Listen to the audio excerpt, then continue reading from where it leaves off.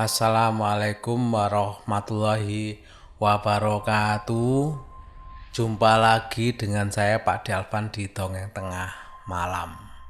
Apa kabar sedulurku semuanya? Semoga semuanya selalu dalam keadaan sehat walafiat, tidak kekurangan apapun. Dan mungkin ada yang lagi sakit, semoga saja segera dihilangkan semua penyakitnya. Amin. Untuk kali ini saya akan membawa kiriman cerita dari yang biasanya saya sebut Mbak Dita. Beliau mengirimkan pengalamannya sekitar tahun 2015 yang lalu berkenaan dengan tukang TV yang dipanggilnya. Tapi sebelum ke cerita ya, seperti biasanya bagi sedulurku semuanya yang belum subscribe, monggo subscribe dulu ya Dongeng Tengah Malam. Jangan lupa klik like-nya dan tulis komentarnya. Yang di Spotify jangan lupa follow ya, supaya selalu tetap bisa mengikuti cerita dari Pak Delvan. Baik, kita langsung ke ceritanya dari Mbak Dita. Jadi kejadian yang dialami Mbak Dita ini adalah merupakan kejadian yang dialaminya yang sampai sekarang ini nggak bisa dipahami secara rasional sama Mbak Dita tentang tukang servis TV-nya. Kejadian itu terjadi sekitar tahun 2015-an. Waktu itu TV di kamarnya Mbak Dita ini kan rusak. Itu nggak ada gambarnya, jadi yang terdengar cuma suaranya saja. Karena kebiasaan sebelum tidurnya Mbak Dita ini menyalakan TV sampai pagi ya. Dengan kondisi TV-nya yang rusak ini kan membuat Mbak Dita ini jadi susah tidur. Karena sudah menjadi kayak habitat ya. Kebiasaan kalau mau tidur dari TV dinyalakan dulu. Akhirnya karena TV-nya rusak ini, Mbak Dita pun akhirnya nyari informasi tukang-tukang servis TV ya yang bisa membetulkan TV-nya. Maklum lah, karena di tahun segituan TV itu kan sudah banyak pada yang pakai TV LED, TV plasma, TV layar datar lah ya, yang nggak pakai tabung itu. Nah, sedangkan TV-nya Mbak Dita ini kan masih TV tabung. Makanya Mbak Dita nyari informasi siapa yang bisa membetulkan TV tabungnya tersebut. Setelah nyari info ke sana kemari, akhirnya didapatlah dari temennya Mbak Dita ini tukang servis TV yang bisa membetulkan TV-nya ini. Dan kebetulan juga punya nomor kontaknya. Akhirnya Mbak Dita pun minta. Sampai keesokan harinya langsunglah Mbak Dita menghubungi tukang servis TV tersebut. Dan dari pembicaraan itu, tukang servis tadi janji mau datang ke rumah. Nah, tukang servis itu sebetulnya namanya Mas Darto ya. Benar saja, setelah dihubungi janjian-janjian, Mas Darto ini datanglah ke rumahnya Mbak Dita dan melihat langsung kondisi TV-nya ini. Setelah dicek semua, Mas Darto bilang bahwa TV-nya ini sebaiknya dibawa ke pulang saja, maksudnya dibawa Mas Darto ke rumahnya untuk diservis di rumahnya, karena katanya Mas Darto kerusakannya ini lumayan parah dan memerlukan waktunya agak lama lah, lebih kurang katanya Mas Darto sih 3 harian lah untuk memperbaiki TV-nya ini. Lah ibunya Mbak Dita ini mendengar ada tukang servis TV, ikut-ikutan lah ingin servis TV-nya, karena kebetulan TV ibunya ini gambarnya itu kurang jernih atau gak bagus lah sudahan untuk kualitas gambarnya ini. Dan Mas Dato janji nanti akan diservis setelah selesai menservis TV-nya Mbak Dita ini. Setelah 3 hari sesuai janjinya Mas Dato ya, katanya kan mengerjakan TV-nya itu butuh waktu 3 hari. sampai 3 hari, 4 hari dan selanjutnya ternyata TV-nya ini masih belum dikembalikan sama Mas Darto. Mbak Dita masih positive thinking ya, mungkin saja agak berat memang kerusakannya, makanya sudah dibiarin saja sama Mbak Dita. Sampai setelah 3 minggu, tiba-tiba Mas Darto ini datang mengantarkan TV-nya dengan wajah yang pucat dan badannya itu terlihat lebih kurus dari saat datang ambil TV dulu. Mbak Dita sempat kaget loh, kok Mas Darto nggak seseger kapan hari gitu loh, padahal hanya waktu 3 minggu kok kelihatan pucat, kelihatan lebih kurus.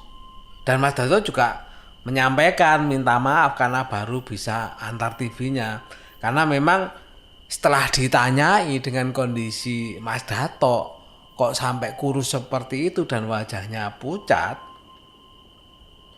Mas Darto pun akhirnya ceritalah bahwa selama 3 minggu ini beliaunya ini sakit. Jadi beliau ini lagi sakit dan diopnam di rumah sakit. Mbak Dita pun bilang, kenapa kok gak ngomong aja Mas? Kalau misalnya sakit gak usah paksain juga servisnya, gak buru-buru kok, katanya Mbak Dita. Dan Mas Darto pun menyaut bahwa beliau ini sebenarnya sudah gak apa-apa dan sembuh lah menurut apa yang dirasakan. Jadi sudah gak merasa sakit lagi gitulah. Tapi Mas Darto juga menyampaikan bahwa beliau minta maaf karena masih belum bisa servis TV-nya ibunya Mbak Dita seperti yang dijanjikan sebelumnya. Dan beliau juga janji kalau sudah sembuh benar, beliau akan telepon dan mengabari. Dan setelah menyampaikan itu semua, Mas Darto pun pamitlah pulang. Selang sebulan, tiba-tiba Mas Darto ini telepon ke handphonenya Mbak Dita. Dilihat yang telepon adalah Mas Darto yang tukang TV itu, Mbak Dita pun langsung angkat lah. Setelah diangkat, ternyata tidak terdengar suara apapun di teleponnya itu. Setelah nggak lama kemudian, telepon itu ditutup yang dari sananya, yang dari penelpon itu. Dan itu gak cuma sekali, bahkan itu berulang sampai 3 kali. Mbak Dita pikir waktu itu mungkin HP-nya Mas Darto rusak dan ingin kabari kalau mau servis TV ibunya seperti yang dijanjikan waktu itu. Karena tidak ada pembicaraan via telepon ya, kan teleponnya putus-diputus terus ya. Mbak Dita pun penasaran. Sebenarnya maksudnya itu oke lah mau membetulkan TV ibu, tapi kapan kan nggak jelas karena tidak ada pembicaraan. Karena Mbak Dita juga kebetulan juga sudah tahu rumahnya Mas Darto, Mbak Dita pun pergilah ke rumahnya Mas Darto untuk klarifikasi kapan bisanya datang ke rumah untuk servis TV ibunya yang ada di rumah. Begitu sampai di rumahnya Mas Darto, Mbak Dita melihat ada tenda dan kursi-kursi yang berjajar layaknya seperti ada orang hajatan. Dan itu tepat di depan rumahnya Mas Darto. Mbak Dita pikir mungkin keluarganya Mas Darto sedang ada hajatan kali ya.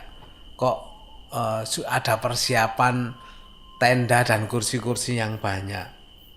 Tapi karena sudah nyampe di rumahnya ya, Mbak Dita pun masuklah ke rumahnya Mas Darto itu. Mbak Dita pun mengucapkan salam. Assalamualaikum. Nggak lama kemudian keluarlah seorang laki-laki dari dalam rumahnya. Dan Mbak Dita menyampaikan mau ketemu Mas Darto. Dari situlah Mbak Dita tahu bahwa ternyata laki-laki tersebut adalah kakaknya Mas Dato.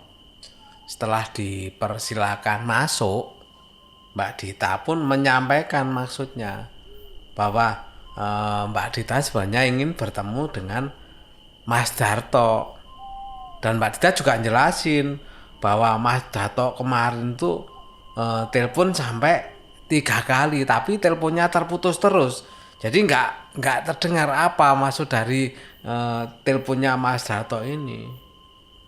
Makanya Mbak Dita sampai sempet nyamperin ke rumahnya. Mungkin yang di Mas Dato itu kan sudah ada janjian mau kembali ke rumahnya Mbak Dita untuk memperbaiki TV ibunya. Mendengar Mbak Dita cerita bahwa Mas Darto itu telepon sampai 3 kali ke nomornya Mbak Dita, kakaknya Mas Darto ini hanya terdiam saja sambil menatap Mbak Dita ini. Kalau dari mimik wajahnya tuh seperti heran gitu loh. Setelah menatap Mbak Dita seperti itu, gak lama kemudian kakaknya ini langsung masuk ke dalam rumah. Karena gak ada pembicaraan ya, Mbak Dita pikir mungkin memanggil Mas Darto karena memang lagi dicari sama Mbak Dita. Tetapi gak lama kemudian kakaknya Mas Darto ini keluar lagi menemui Mbak Dita sambil menunjukkan handphonenya Mas Darto. Dan kemudian dia mengatakan bahwa handphonenya Mas Darto ini mati alias off. Sambil bilang ke Mbak Dita, mana mungkin ada telepon dari HP-nya Darto. Karena HP Darto ini sudah lama rusak dan tidak bisa digunakan. Dan Mas Darto ini itu sebenarnya sudah meninggal dunia 7 hari yang lalu. Malam ini adalah tahlilan 7 harinya. Mendengar penjelasan kakaknya Mas Darto seperti itu ya, bisa dibayangkan Mbak Dita langsung shock, kaget, dan hanya bisa terdiam saja. Gak tahu kok bisa. Padahal jelas-jelas Mbak Dita itu menerima panggilan dari nomornya Mas Darto. Dan kemudian Mbak Dita pun menunjukkan ke kakaknya, handphonenya Mbak Dita ya, ditunjukkan ke kakaknya Mas Darto sambil melihat histori panggilan. Dan di situ jelas terlihat bahwa ada panggilan masuk atas nama Darto Service TV. Bisa dibayangkan ya, bukan hanya Mbak Dita yang kaget sampai shock seperti itu, keluarganya Mas Darto pun juga kaget. Kok bisa ada panggilan masuk dari nomornya Mas Darto ini? Padahal kakaknya Mas juga tahu bahwa handphonenya itu memang sudah rusak, nggak bisa dipakai, dan kartunya pun masih menempel di handphonenya yang rusak itu. Melihat saking kaget dan tambah sedihnya keluarga Mas Darto, Mbak Dita pun buru-buru menyampaikan permintaan maaf karena telah menyampaikan apa yang dialaminya tadi. Dan keluarganya pun juga memaklumi bahwa itu bukan salahnya Mbak Dita. Nggak lama setelah itu pun Mbak Dita langsung pamit kembali untuk pulang. Dan Mbak Dita masih juga nggak bisa berpikir karena nggak bisa diterima dengan akal atau logika ya.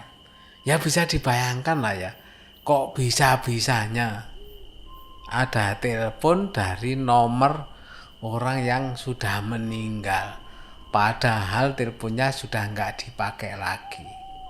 Dan ternyata pengalaman ini adalah pengalaman ketiga kali dengan kasus yang sama ya, yang dialami sama Mbak Dita ini. Salah satunya mungkin sedulurku semua pernah kan ada cerita bahwa Mbak Dita ini mendapat telepon dari rekanan ya, dari customernya untuk mengurus berkas-berkasnya. Itu ada ceritanya, saya lupa judulnya ya.